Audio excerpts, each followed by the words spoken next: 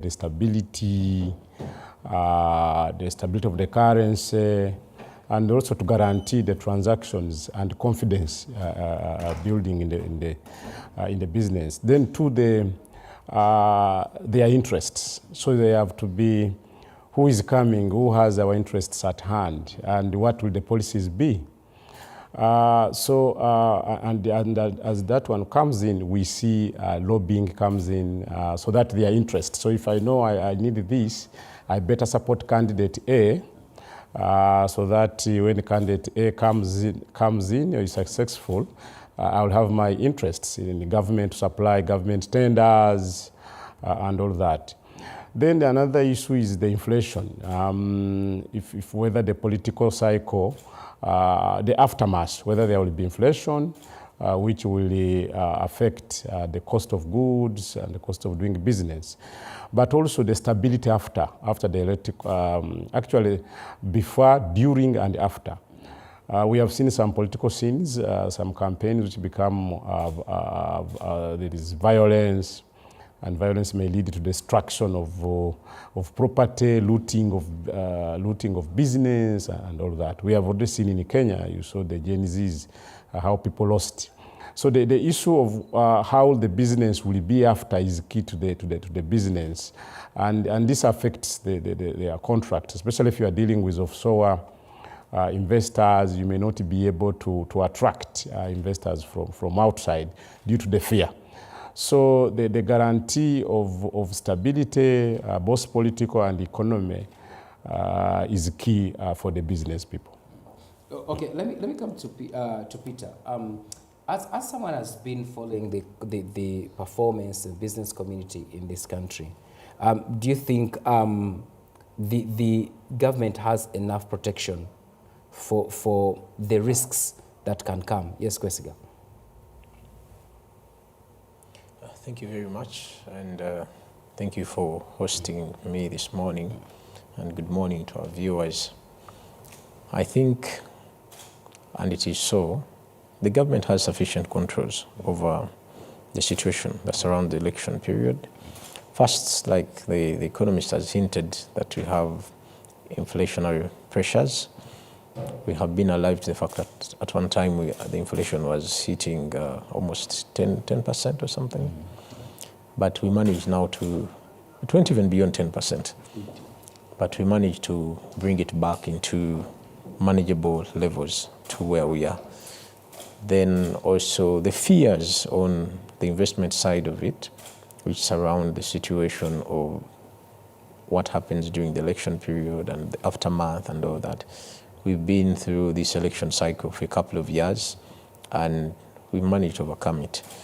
We still have a lot of peace and tranquility. Business has sparred, and life has gone on normally. So there is no doubt government is in a very good position to manage each and every situation that's around the election period. Before I come to Babienda, still, are there particular things investors must pay attention to when the election period suffices?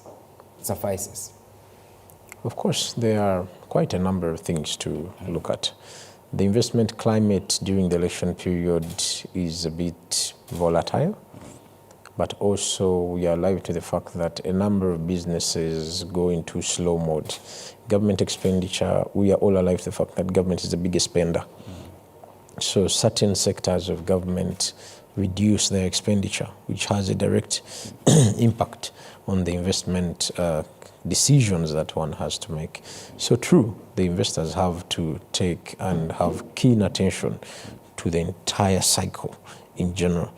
Particularly, the areas that boom during the election cycle are those that are associated with the usual needs of the political participants. For example, the industry of printing and publishing is at its hype. The media industry is at a hype. We have the fuel sector also booming. The transport sector is booming. A number of those that are in that line are booming. But we are also alive to the fact that as they boom, it has a ripple effect.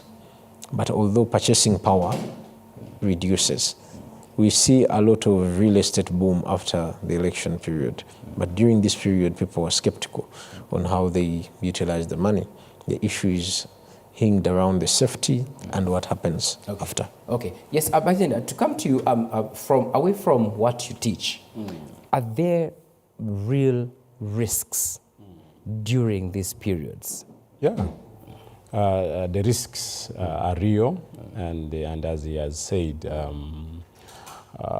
you see, and as we are seeing, the political climate is fast becoming commercialized.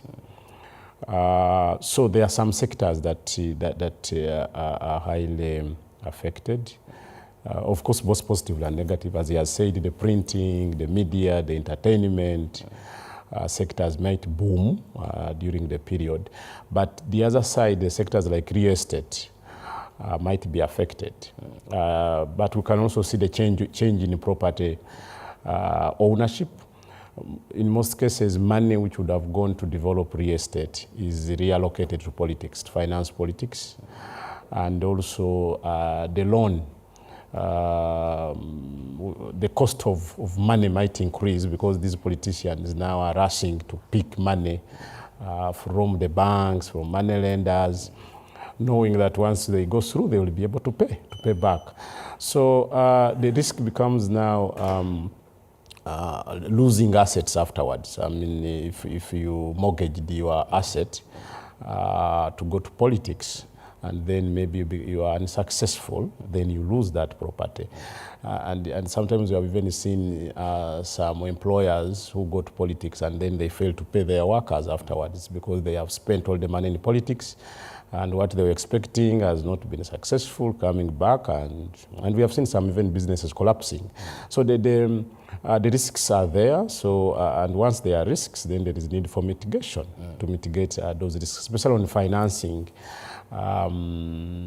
That's where the key issue is.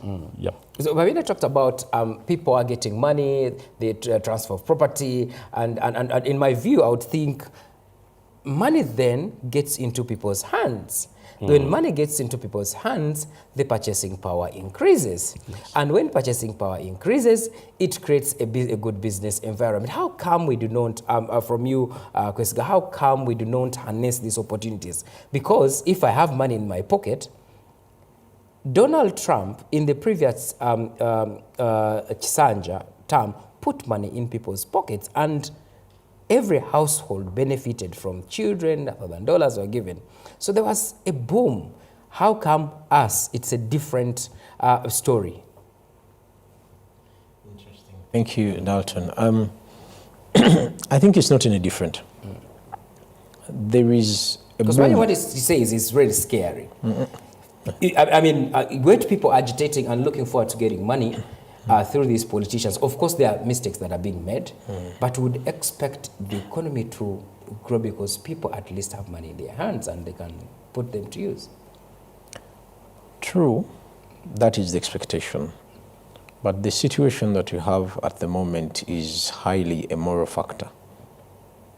We have a high level of moral decadence in our society.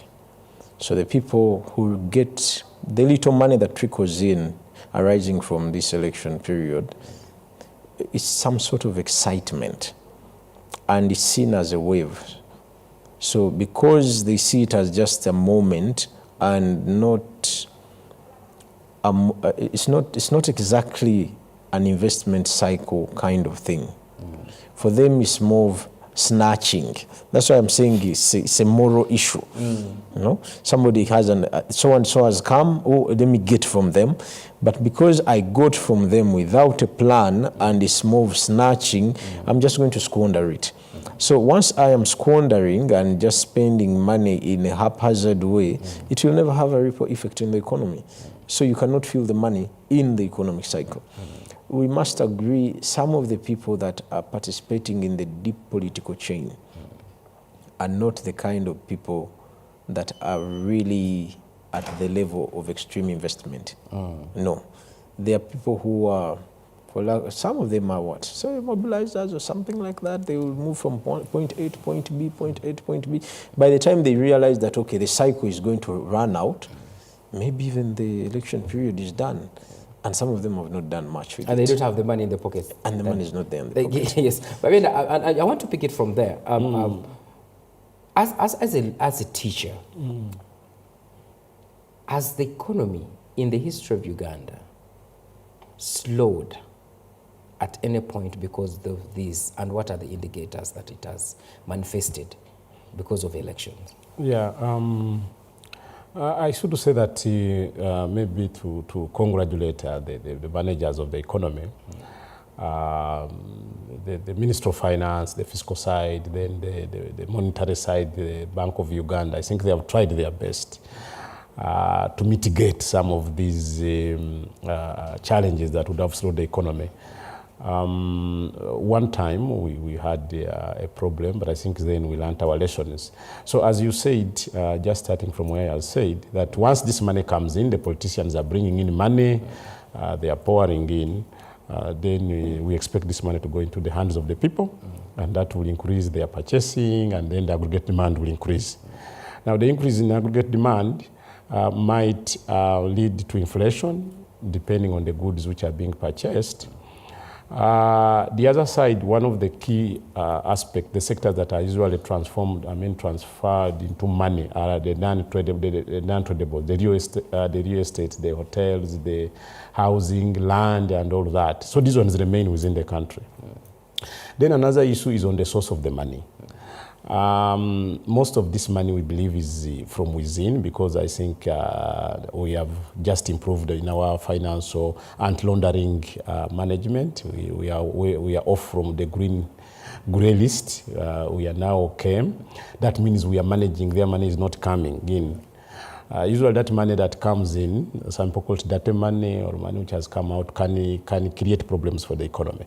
But if the money is regulated, it is known, and then the managers are doing their work, that is the central bank, through the banker rate, maintaining the banker rate and all that, you will not have issues on the economy.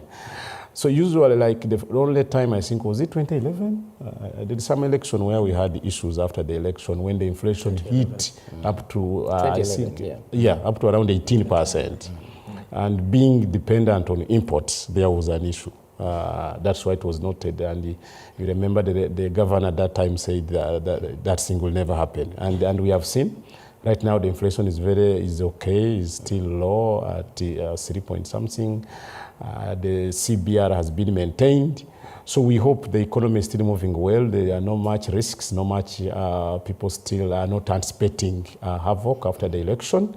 So once you manage the expectations of the people, the expectation of the players, the fiscal side, you manage very well the expenditures, then you will not have issues on the business. The economists tell us that any money that is resources in terms of money that is not backed by factors of production is very problematic. And here we're seeing people picking money into the economy, and people, like Kwesiga said, people do not use it well. Isn't it a recipe for instability financially? Yeah, that's what we say, that it can be the only risk for this money. Because what we are seeing is just the reallocation of the money from one person, from Peter's pocket to Kwesiga's pocket. So it is still within the money. It is not new money that is coming in to distort the monetary aggregates. So in that case, you may not have so much issues. Okay, the purchasing power will increase if we have the goods and these people can buy. Because this money, as you said, most of it is going into printing, and the printing people will have to bring in more papers, ink. It is going into entertainment, people will drink, and then Nile breweries and the others will bring more alcohol and all of that, or bring in the singers. So what is happening, if it is Kwesiga who was putting in money, his property now, the money has just transferred from his real estate or whatever to me or to other people, and then we are using it within there. So the only challenge you can have there is an inflationary pressure, and that's where the central bank has to manage, and is an auction. Of recent, we have just come from auctioning. So of the treasury bond and treasury bills. That is one way, because there has been a lot of noise that many people have, especially in engineering primary, are putting a lot of money and all that. So once we through that